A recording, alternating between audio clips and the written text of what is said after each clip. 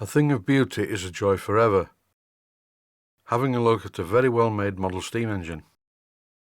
The owner of the engine brought it into my workshop yesterday, so we had a cup of tea and a good chat and a good look at the engine.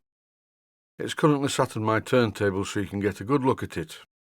There's nothing mechanically wrong with this engine at all, but if I want to be picky and ultra meticulous, the valve timing is slightly retarded at the top of the stroke. But on engines of this type with a very high reciprocating mass, that's not a bad thing, because it helps the slow running at the top of the stroke. If the valve timing was set to be perfectly even, it wouldn't run quite as slowly as it does. I'm not going to make any mechanical adjustments whatsoever.